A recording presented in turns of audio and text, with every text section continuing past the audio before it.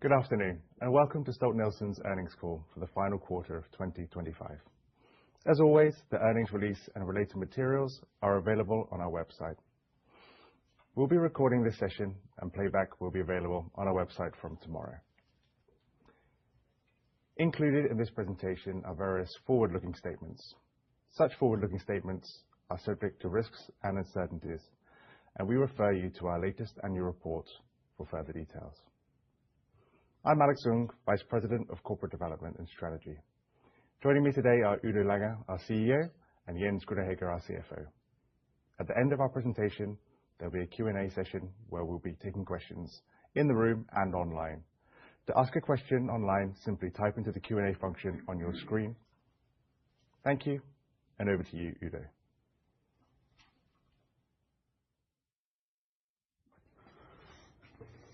Yeah, thank you so much, Alex, and welcome everyone here in London and, of course, on the call as well, and thanks for joining us today for our fourth quarter results.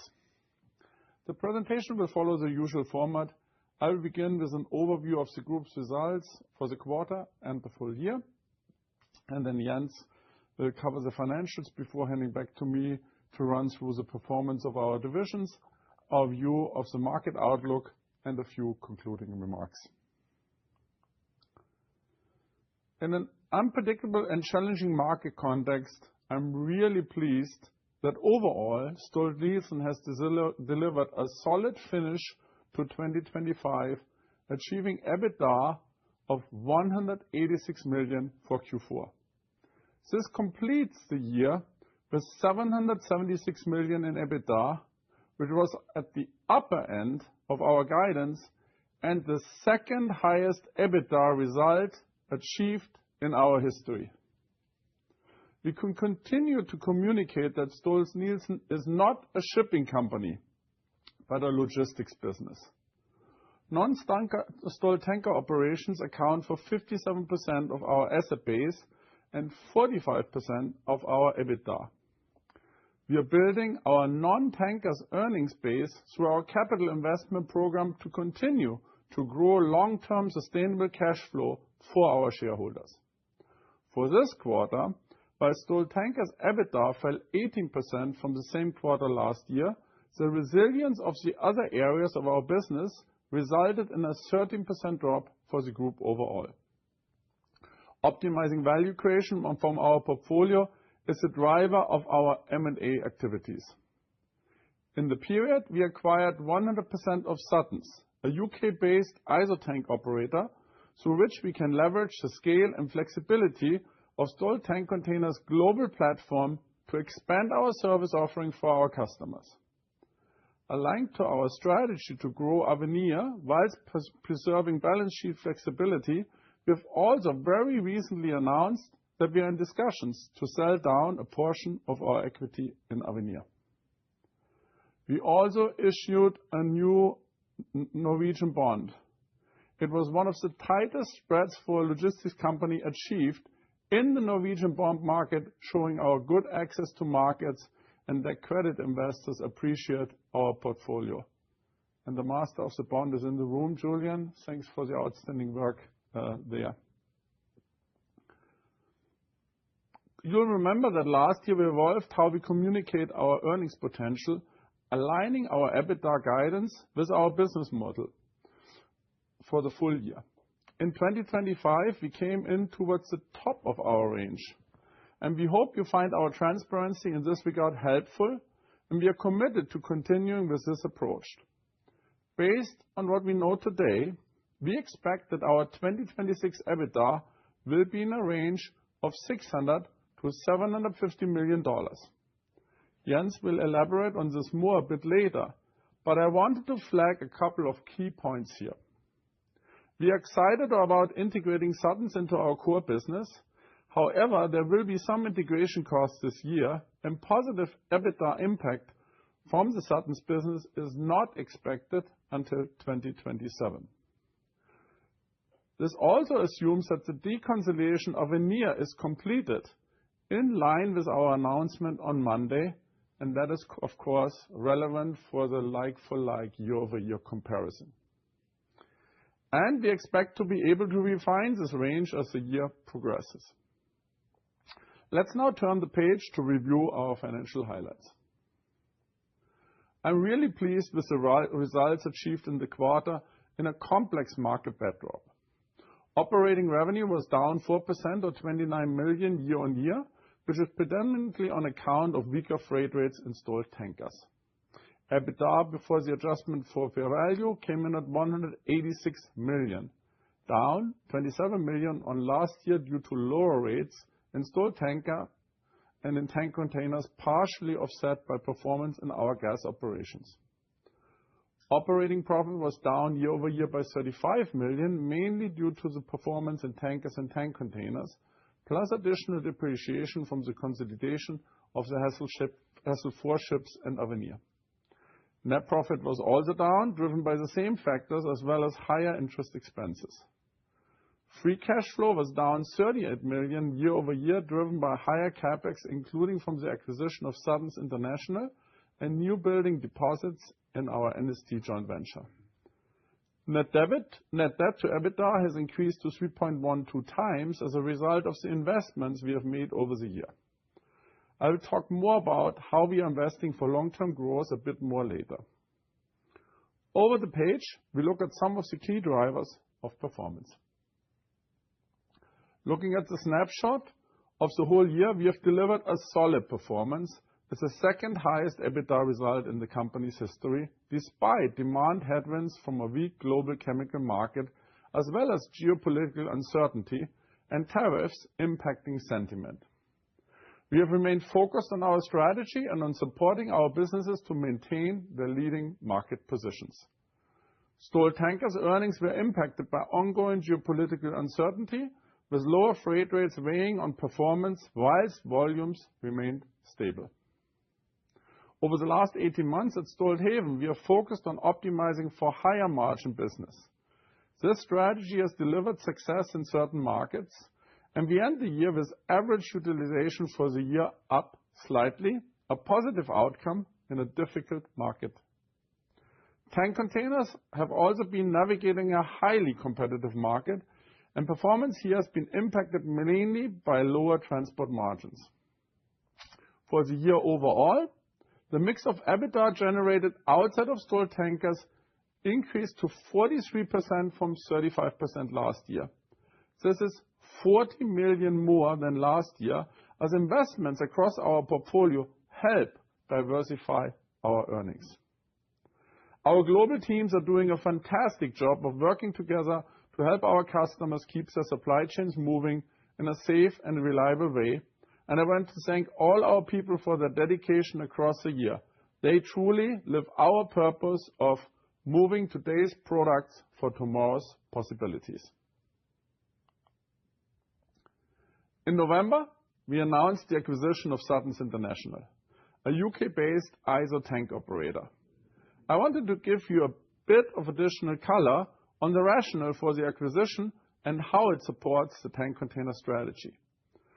We acquired Suttons in November, adding over 11,000 ISO tank containers to the fleet, growing our fleet by around 20%. The acquisition is aligned with our corporate strategy to accelerate growth in one of our asset-light businesses, leveraging Stolt Tank Containers' global platform to support customers with efficiency, reliability, and flexibility across their supply chains. We have been investing in creating a scalable global platform for Stolt Tank Containers, driven by a strong focus on digitalization and efficiency, and we aim to drive sustainable growth, operational consistency, and improve customer outcomes by leveraging this platform to successfully embed Suttons within our business. Suttons not only brings tank capacity, but also enhances our customer offering, as we bring in specific expertise in gas distribution, domestic short sea, and China domestic services. With an expanded fleet, global reach, a more comprehensive service offering, and an improved digital experience, customers will benefit from our scale, efficiency, and global network. As we talked about it on our Capital Markets Day, the ISO tank container market is highly fragmented. As you can see here on the chart, this transaction cements Stolt Tank Containers' position as a leading ISO tank operator and gives us potential for further profit margin growth. Elsewhere in this market, we see low levels of new tank production and ongoing capacity rationalization, which we expect to lay the foundation for an eventual market recovery. Instead, tank containers will be well positioned to take advantage of a potential upturn. Our strategy puts our three most important stakeholders at the heart of everything we do: our shareholders, our customers, and our people. We focus on developing our people to continuously improve our customer experience and on value creation for shareholders through our unique market leadership across liquid logistics and other business investments. We paid an interim dividend of $1 per share in December, which takes shareholder distributions since 2005 to over $1.4 billion. Our commitment to balancing distributions, conservative balance sheet, and investing into our business is key to delivering long-term shareholder returns. Our unique position in liquid logistics benefits customers as they build and optimize robust supply chains in uncertain and demanding markets. 70% of our top 50 customers use more than one of our services, and we continue to outperform industry norms with respect to Net Promoter Scores. This year, the average Net Promoter Score of our logistics businesses was 52, up from 40 in 2024. Our people are at the beating heart of our business, and their passion and commitment drive our success. This year, employee engagement remains strong. Our employee engagement survey showed a sustainable engagement score of 86%, outperforming industry peers in all benchmark categories, with also a record response rate of 91%. We have created a workplace where our people want to stay, and the average tenure for a Stolt-Nielsen employee is over 9 years. To support our strategy, we have been making targeted investments to position our business for long-term growth and to ensure our liquid logistics solutions remain compelling for the future. We spent approximately $500 million in 2025 and increased our asset base to $5.8 billion. In 2026, we have plans to extend this further by around $380 million investments. We strengthen our market position and customer value proposition in all three logistics businesses. In Stolt Tank Containers, we continue to invest in assets to maintain our network, acquiring the remaining 50% in the Hassel Shipping 4 joint venture, and ordering 2 additional modern, fuel-efficient 38,000 deadweight new builds with our joint venture partner, NYK. At Stolthaven Terminals, we started construction of a new terminal in Turkey, while our terminal in Taiwan advanced towards operational status. And we invested to expand capacity in the U.S., Korea, and New Zealand. I touched upon the rationale for the Suttons acquisition, and that investment sits in the FY25 tank container figures, in addition to new tanks in our core business. We also acquired the remaining shares of Avenir in 2025, reflecting our excitement in continuing to capitalize on the growing need for LNG bunkering. As announced this week, we are now exploring a partial sell-down of this holding for an additional value creation opportunity, while still having commitment to grow Avenir's fleet in the future. Based on project approved to date, we will reduce our CapEx spend by around $130 million year-on-year, while both sustaining our current operations and driving future growth opportunities and innovations. We will see the full impact of these investments over the coming months and years. And I'll now pass on to Jens for the financials.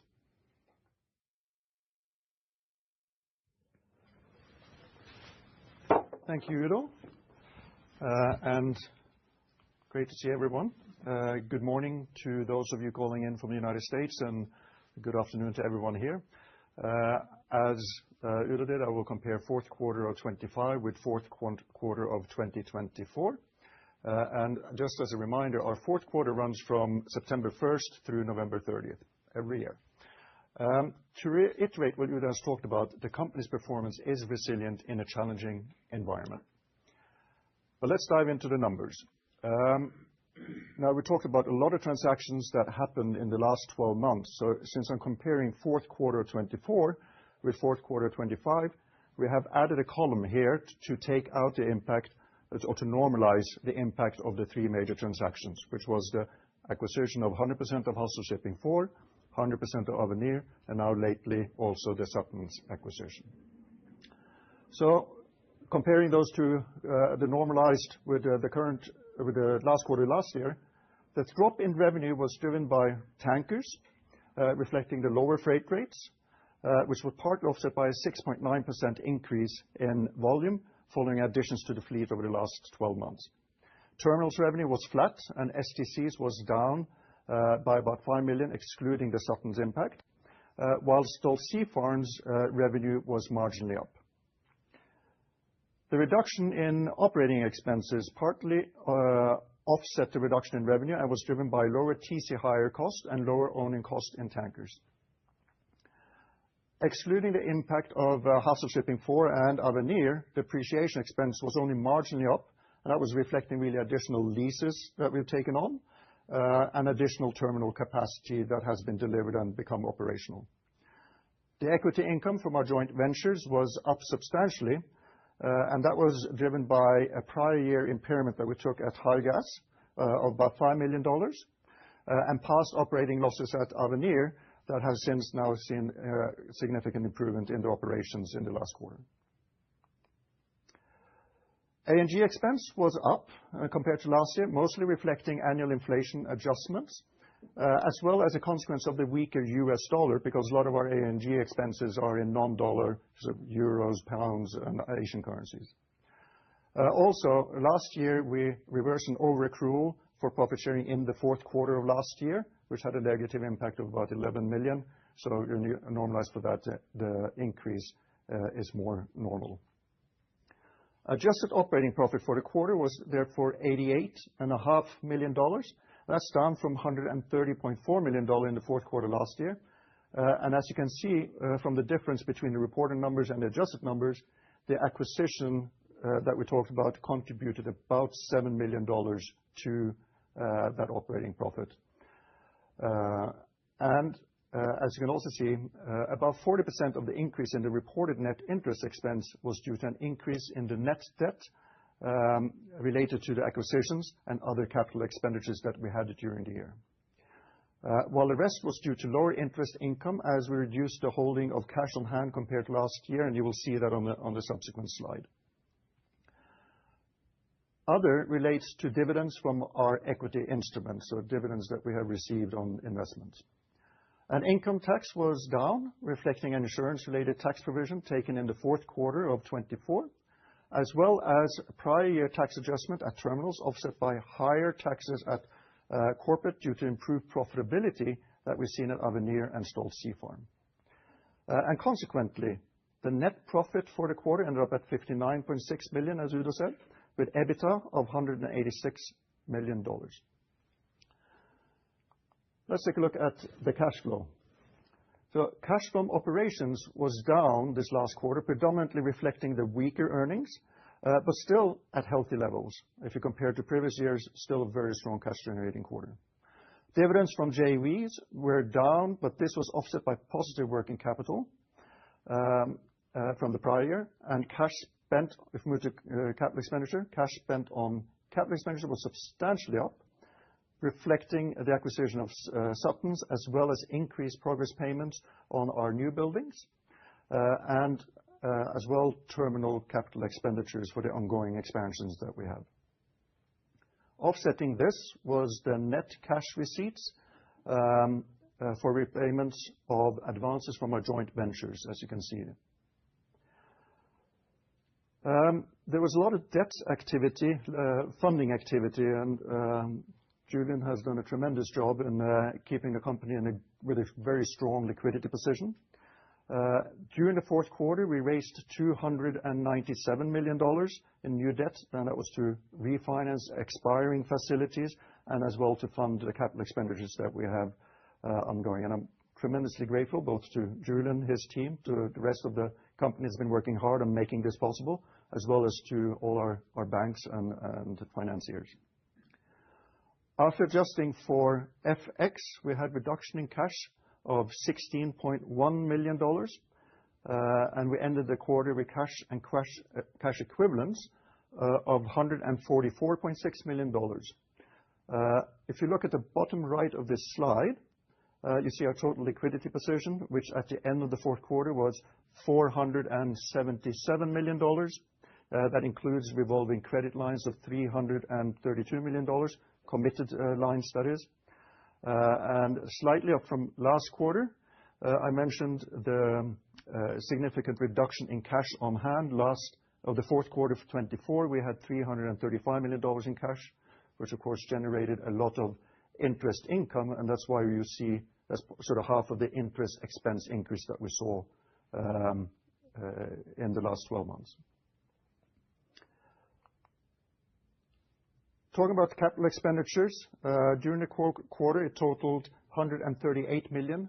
That was, of course, led by the STC acquisition of Suttons, also the ongoing terminal expansions, and as well progress payments that we have ongoing on the new buildings that we have.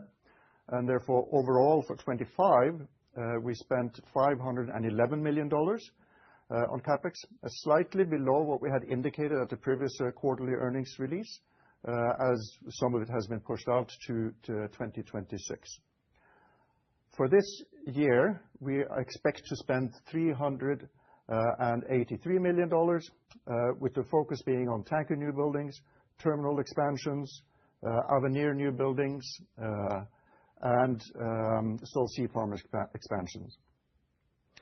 Now, I expect this to probably change somewhat as the year progresses, as it normally does, as we commit to new projects, but this should be a good indication of what we expect to spend. And it's slightly down from last year, but we're also coming out of 2 years, 2024 and 2025, where we had significant capital expenditures.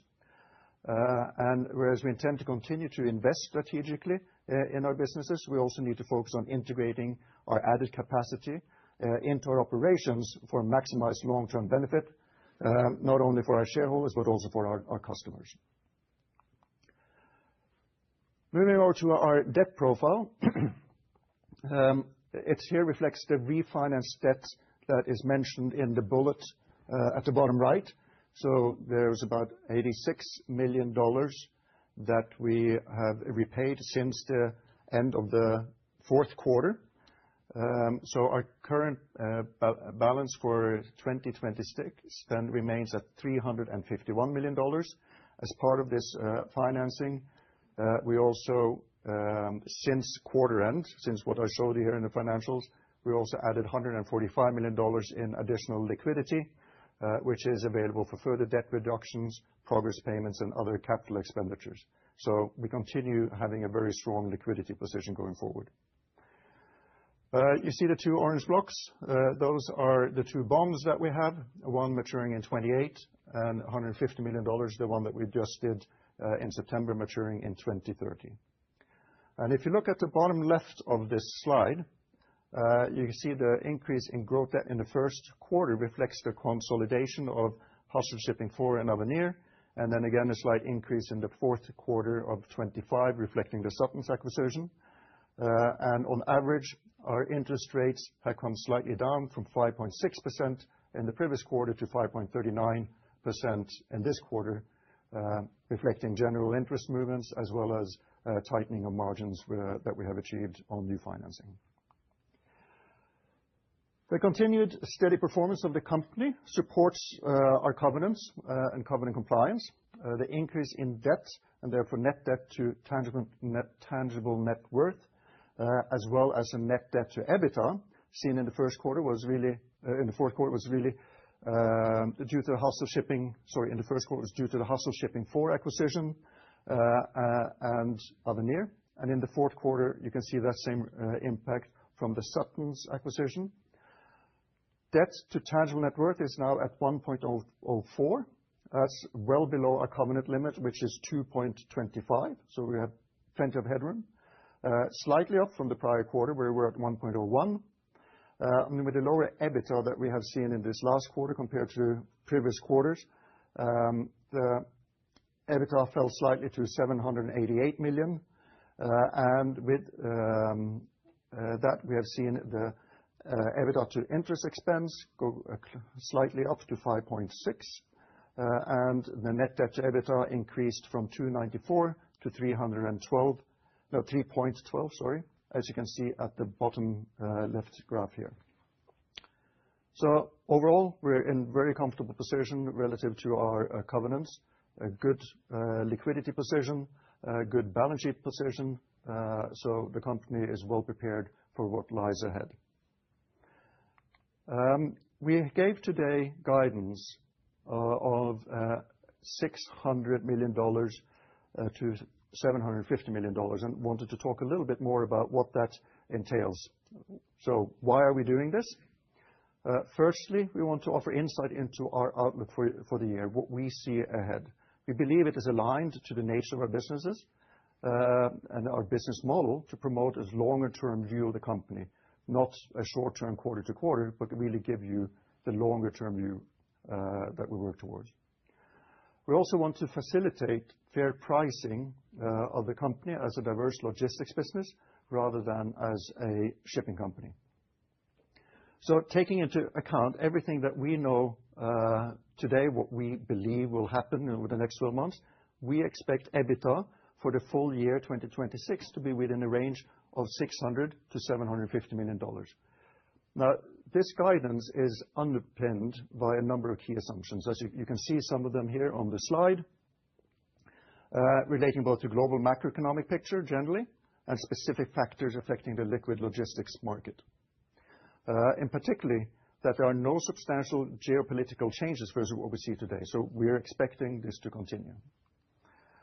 More specifically, the guidance is before fair value of the biological assets, before any gains or losses on sales of assets and other one-time non-cash items.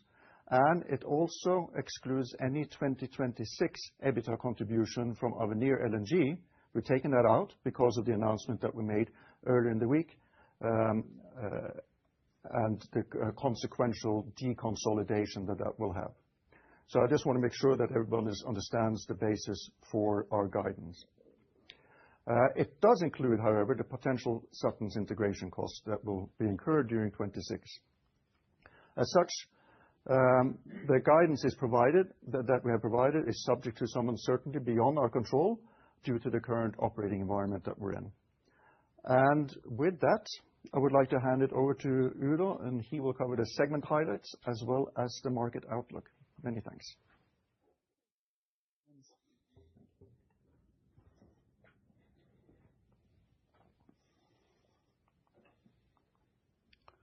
Let's first start with Stolt Tankers. The chemical tanker markets have continued to soften this quarter as the market uncertainty around geopolitics and tariffs continues unabated. Demand is there and spot volumes in particular are elevated, but freight rates are weaker than the prior year.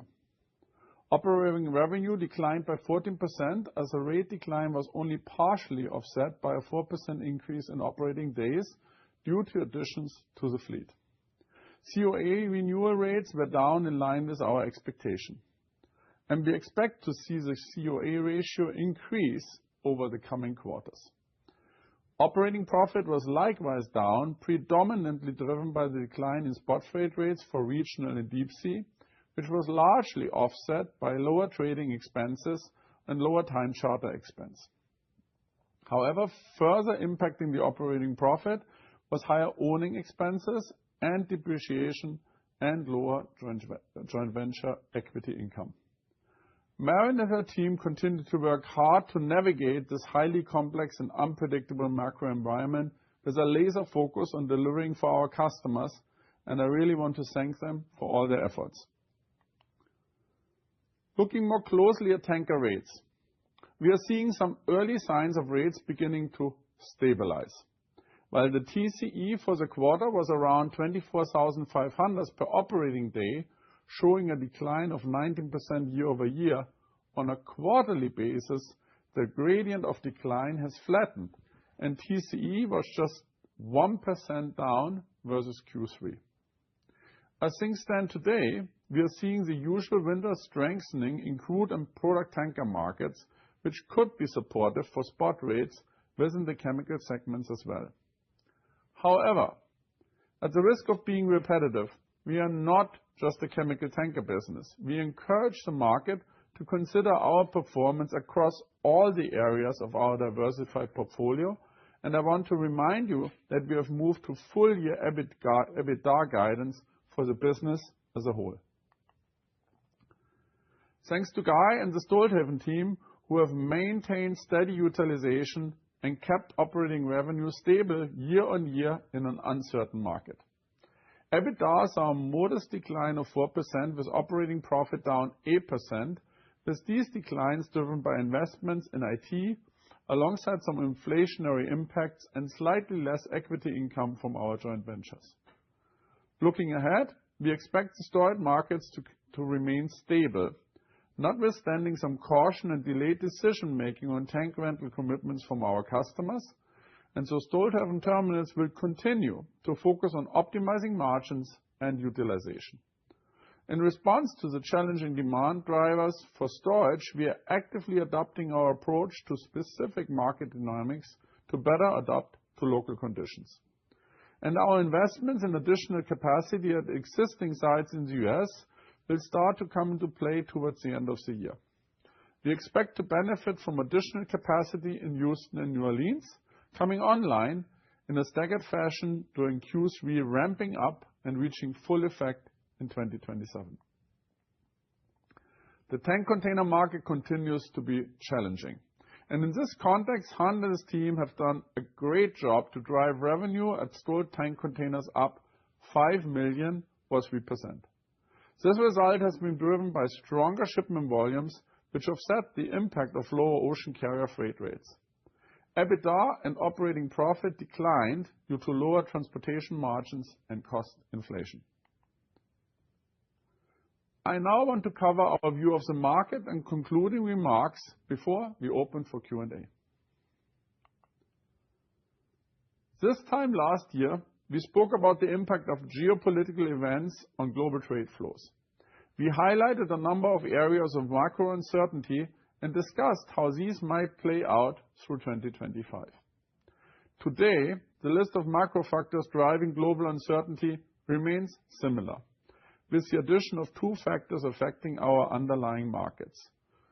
Geopolitical risk has not abated. Whilst we see some international players starting to selectively transit the Red Sea, there appears to be no clear resolution on events in the area, and we see new risks in international relations, especially in the Middle East.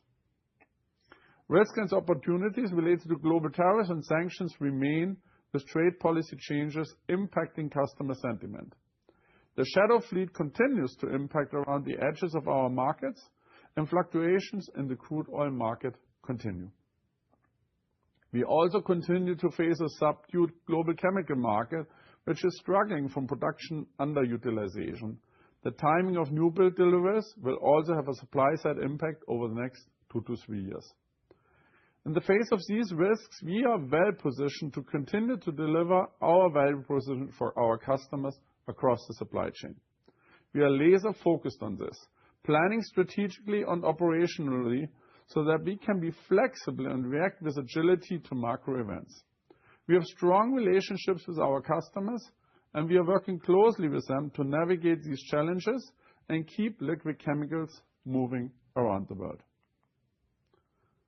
Despite these market risks, supply and demand fundamentals are currently supported by a tight MR market. GDP growth is expected to be around 3%. Seaborne trade growth is expected to be muted this year, with a return to growth expected in 2027. We are watching developments carefully and with some caution, but we expect volumes to remain relatively stable year on year. MR rates have been trending gently upwards through 2025, and are predicted to remain at a high level, which has typically kept them operating in the CPP market, limiting the potential for swing tonnage in our market. As mentioned previously, we do expect some new builds to enter the market in 2026 and 2027, and this creates some uncertainty on the supply side. However, the aging global fleet means that there remains high potential for retirements of vessels to manage global supply if necessary, with around 30% of tankers aged 20 years and older by 2027. To wrap up, we are focused on leveraging our diversified logistics businesses to steer them through global supply chain complexity and delight our customers by executing our liquid logistics strategy. To support both our core liquid logistics businesses and explore new opportunities and innovations, we are positioning ourselves for long-term growth through targeted strategic investments. We invested strategically through 2025 and will continue to do so through 2026. This disciplined capital allocation strategy translates into balance sheet flexibility and headroom to meet all our obligations.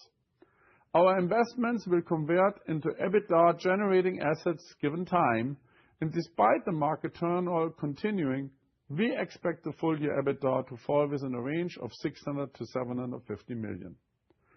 As we look to the year ahead and beyond, our strong strategic foundations position us well to navigate future challenges and opportunities.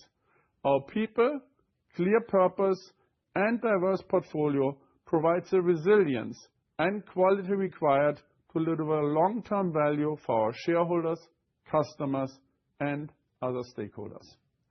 Thank you for your attention, and I will now pass you back to Alex for Q&A.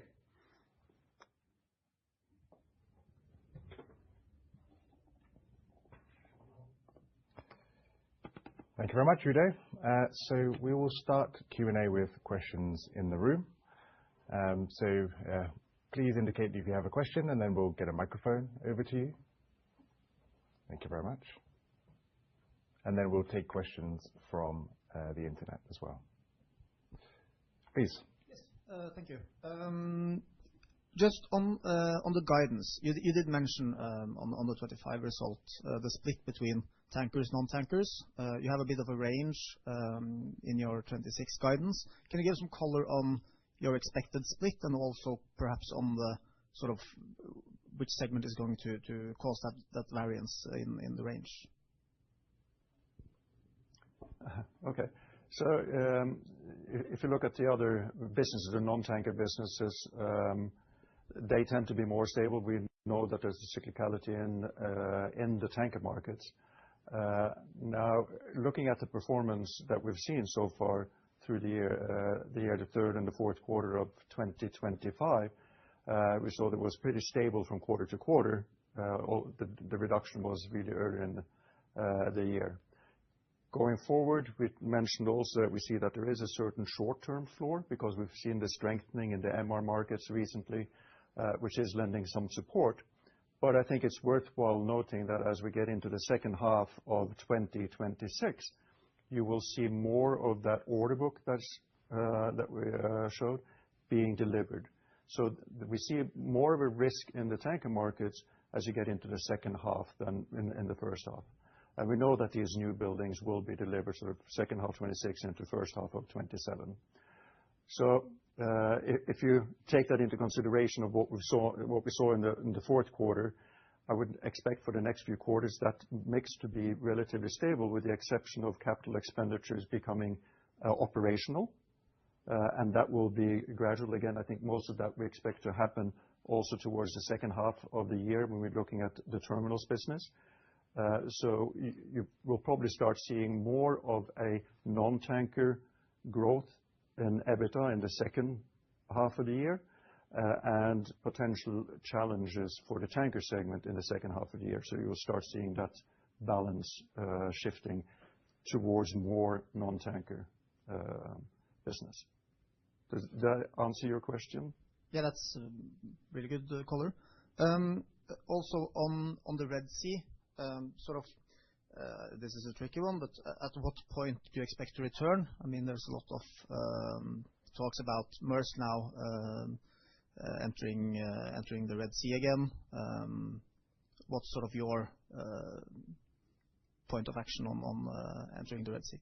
Yeah, so I can take that. So, of course, chemical tankers is among the most risky vessel type that you can navigate through the Red Sea, because a drone attack on that hitting the wrong tank has a significant bigger impact than when you have a conventional ship. So we are really very, very cautious, and we monitor that. So of course it's good to see that Maersk is taking that effort, but we normally look really more towards the tail end. And of course, what's currently going on in the Middle East and the US fleet coming in. So we don't expect this to happen anytime soon. Thank you. Any additional questions in the room?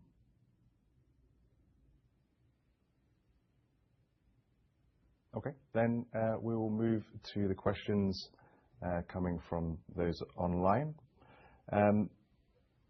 There's a couple of themes that maybe we can club together. I think the first one really goes to our liquid logistics strategy, so maybe one for you, Udo. How successful has the liquid logistics strategy been so far with customers?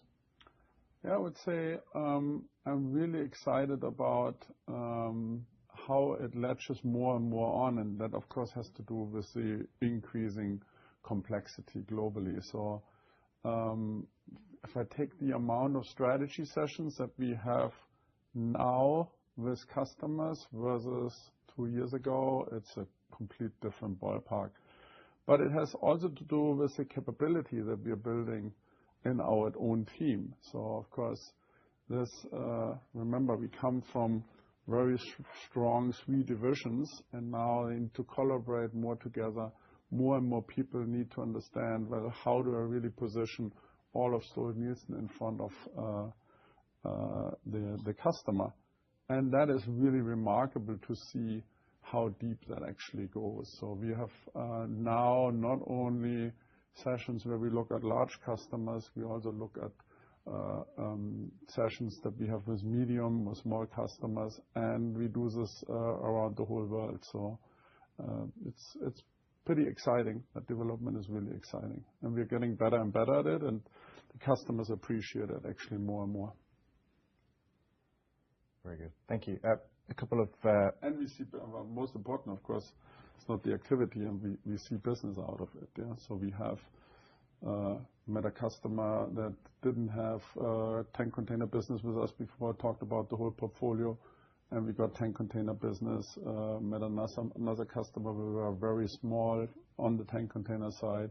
So the beauty is, because we are market leading really in all 3 segments, each of the businesses is actually strong, also with different customers. Sometimes it's the same, sometimes it's different ones. And it allows us to take our strong relationship and then introduce the other businesses as well.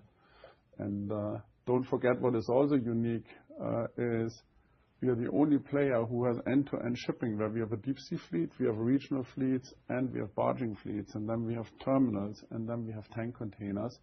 And now with Suttons, we even have gas and short sea and China domestic. So that's just really beautiful, because we have 1 page now where we put this all together, and you sit in front of sea level, and they of course not necessarily know Stolt-Nielsen, but then they're like, oh, that's really interesting. You're building a terminal right now in Taiwan, and we need to talk about our Southeast Asia logistics strategy. Maybe how can that all come into a hub and spoke system? And so that's really nice, how the capability that we have adds value for the customer, gives us more business, but also how our organization is more and more capable to position this.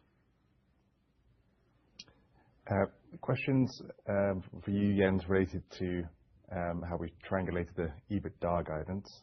The first one was, can you share any information from what the EBITDA contribution was from Avenir in 2025? Yeah, if you look at if it's related to the guidance, this might be more relevant to us what we're expecting there. But 2025 was a transition year for Avenir. As you will see in the comparison with 2024, was that 2024 was a drag. We've seen that turn into an improvement, a positive contribution. For 2026, you're looking at about mid-$20 million EBITDA contribution that would be expected. And with this separation out, we are actually looking to be able to grow that faster than what we possibly could have done on our own. So it's about mid-$20 million in 2026 in the number, if you want to have that in the back of your mind when you look at the guidance. Thank you, Jens. And then another question related to guidance. You mentioned that Suttons won't contribute EBITDA until 2027, but do you expect it to be EBITDA negative during 2026 or just close to break even? If we look at the year overall, our expectation is it won't be a drag. The benefit that we get from the additional volume, the additional tanks, there will be some integration costs as there always is with an M&A. But we expect a neutral impact in 2026, and then we should see that really start taking off in 2027. Yeah, I think on the base business, but of course the integration cost, the year-over-year, it is a drag. The cost is there, so yes. Thank you. Question related to strategy, Udo. Avenir, you've announced the partial sale of that asset. Can there be any read across to whether Stolt Sea Farm will be on the table in order to clarify the strategy around liquid logistics? No, these are completely two different strategic conversations. So we are since more than 50 years in aquaculture. We are the market leader in the premium segment, and the business developing quite nicely. We are investing. We are super happy with the returns that we are seeing. What is different on Avenir, remember we had a joint venture, but we also realized that while we believe in a strong future of that market, that the other partners for them it was less strategic. So we then remember we acquired 100% for Avenir, but well knowing that of course would have a significant capital expenditure exposure for us. But we believe we can grow in this market, but then at the same time, of course, we also looked at, well, now let's look for strategic partners where we then really can join forces and actually stronger lean into that market without actually dragging down our balance sheet too much. And so one of the key reasons, of course, you see also that our CapEx goes down year-over-year by $130 million is, well, we will benefit from the growth in the LNG market, but we are not as heavy exposed anymore in this segment. So two very, very different strategies. So Sea Farm is core to us, and Avenir is an opportunity for us to capture a nice market together with a strategic partner. Thank you. And then the final questions we have for now relate to the CapEx that you talked about and the expansions, Udo. First question is related to Stolthaven. How should we quantify the investments in terminals in relation to added capacity and how it evolves over the year? That's why don't you take the Stolthaven? Yeah, so we talked a bit about the different investments that we have ongoing in Stolthaven. We have the terminal in Taiwan, which is about to become operational, and that will have a positive impact as we go into 2026. We have the expansions that are ongoing in Houston and New Orleans, where we're adding about 170,000 cubic meters combined, and that will start coming on as we get into the third and fourth quarter of 2026. So you probably won't see much of an impact in this year, but it will come and be fully operational and have a full impact as we get into 2027. The other projects that we have sort of like the Turkey project. That's a long-term investment that will come in later years. It's a joint venture structure. So you will see that not necessarily in consolidated fashion, but more in an equity income from a joint venture in future years. Thank you, Jens. And then the final question is if we could share the delivery schedule for the new builds in tankers. Maybe I can just add a comment there. So we expect the first vessel to be delivered towards the end of this year. It's kind of on the edge of this year or next year, but it gives you an idea on that delivery. Then during the course of 2027, there will be a further additional 9 ships. And then in 2028, there'll be approximately 3 ships. And then the final one is due for delivery in 2029. So hopefully good for your models. That concludes all of the questions. So thank you very much. We'll post a recording of this call on the website tomorrow. Udo, back to you. Yeah, thank you very much for joining us today. And I look forward to talking to you again when we present our results in the first quarter of 2026 in April. We continue to be very excited about the business. We launched our strategy 2.5 years ago. We are executing nicely on the strategy. And I think you can see the benefits for our shareholders, our customers, and our people as well. So thanks for all your support and wish you a nice day.